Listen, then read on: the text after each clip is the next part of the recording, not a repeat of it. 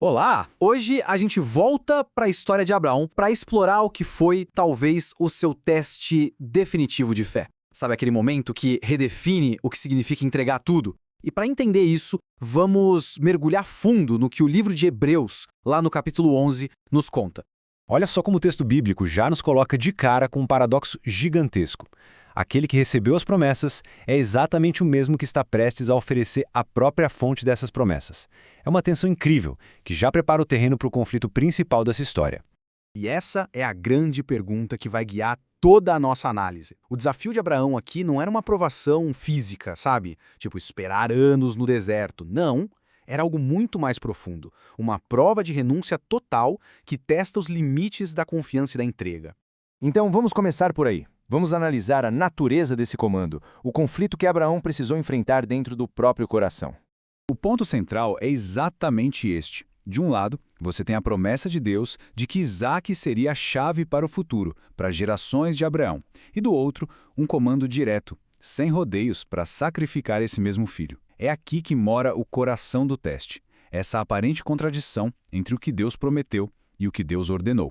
E essa, no fundo, era a pergunta que Abraão teve que responder naquela jornada silenciosa até o Monte Moriá. O teste não era sobre entender o porquê da ordem, era sobre confiar em quem deu a ordem. O silêncio de Abraão no caminho, nossa, ele estava preenchido por essa fé madura, uma confiança absurda. Agora, vamos virar a chave e analisar as características que definiram a resposta de Abraão. O que a atitude dele nos revela sobre uma fé que é, de fato, inabalável. A gente pode dizer que a fé de Abraão se apoia em 3 pilares. Primeiro, a obediência imediata. Ele levanta de madrugada e simplesmente age, sem hesitar, sem tentar negociar. Segundo, algo incrível que podemos chamar de lógica da ressurreição. Já vamos falar mais sobre isso. E terceiro, uma atitude de adoração, mesmo no meio de uma dor que a gente nem consegue imaginar. Ele não sobe o monte para reclamar, ele sobe para adorar. Este versículo é fascinante. Ele revela o que estava se passando na mente de Abraão. Pensa bem, numa época em que a ressurreição não era um conceito claro, estabelecido, a fé dele foi radical. Ele realmente acreditava que, mesmo que o sacrifício acontecesse, Deus tinha poder para trazer Isaque de volta à vida. Ele tinha certeza de que Deus podia restaurar o que foi entregue. É com essa mentalidade, com essa fé, que Abraão sobe o monte. Vamos agora para o clímax da história, o momento em que o foco se vira para a ação final de Deus. A atenção aqui chega no seu nível máximo. A lenha está arrumada, o fogo está pronto e a faca na mão de Abraão. A obediência dele é completa. Ele está no último instante antes de cumprir o comando. É o momento máximo de rendição. E é nesse exato momento, no último segundo, que Deus intervém. Ele providencia um carneiro para o sacrifício, poupando a vida de Isaque. E ali Deus se revela a Abraão com um novo nome, Jeová-Jiré, ou seja, o Senhor proverá. A provisão chega exatamente no ponto da entrega total.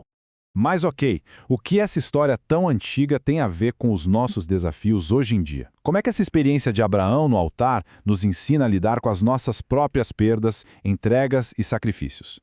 A gente pode tirar daqui 3 princípios fundamentais. O primeiro é sobre o perigo das nossas bênçãos virarem ídolos. O segundo é sobre confiar no poder de Deus de restaurar as coisas. E o terceiro, que talvez seja o mais desafiador, é entender que a provisão divina geralmente aparece no ponto do sacrifício. Isso nos leva a um dilema muito comum hoje. A gente quer ver o carneiro antes mesmo de começar a subir o monte, né? Buscamos a garantia antes de obedecer, o que é um contraste direto com o modelo de fé que Abraão nos mostra. A história de Abraão mostra que o caminho para a provisão segue uma ordem bem clara. Começa com o passo de fé, de obediência, mesmo na incerteza.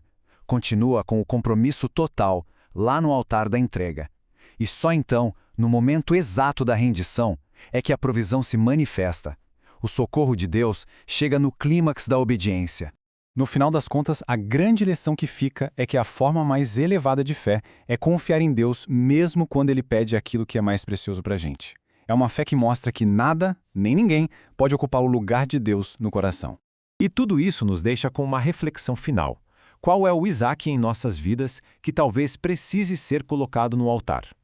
A história de Abraão nos convida a examinar o que a gente mais valoriza e a ter coragem para entregar. Na nossa próxima análise, vamos ver a fé que olha para o futuro, mesmo na hora da morte, com Isaque, Jacó e José. Até lá!